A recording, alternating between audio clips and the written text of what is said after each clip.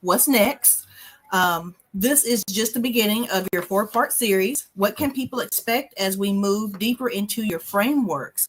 And I want to throw this up here also because your next talk is on the 2nd of May. Yes. Yes. Okay. Well, what's next is, I mean, I've got a lot of things that I'm doing right now, in the media architecture space. So the movement that I'm on right now is to, for one, curate, create great content for a television network that I do the media architecture for. That's the GOT1 Television Network. Um, the other thing is to give people the information and the insight that is necessary for them to be able to unpack what they've got going on. Okay. This is about clarity. How do you gain the clarity so that you understand which direction that you need to go in and what stories that you need to tell in order to get you there faster and more precisely? So, a series of different methods that you can use in order to break the ice for yourself and develop relationships along the way. Really, when it all boils down, there's a ton of things that you can do that are tactical and strategic. I think the best strategic thing that you could do is develop relationships.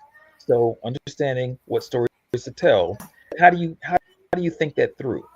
And I just launched a mastering AI prompts training. So I'm building that out over time, probably over forever, because it's a conversation that people need to have. And what I found is that folks, when it comes to AI, there's a lot of noise out there, and folks understanding how to make AI work for them. They're having AI do the work for them, but not do the heavy lift. And you don't want AI to do the work. You want it to do the heavy lift. Here's how I differentiate between those two. If you're not an expert in your space, then you can leverage AI to get you the expertise.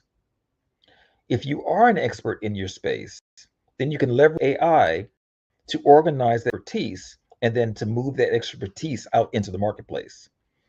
If you're not an expert and you use AI, you leverage it in order to gain the expertise, then from there, you can then gain the expertise and then prove the model out and then have AI help you do the heavy lift on pushing it out into your marketplace after you've identified the marketplace. So there's different ways that you can use AI.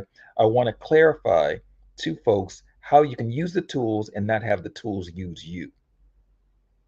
So I hope that answered your question, but I do have quite a few things going on. I'm excited about.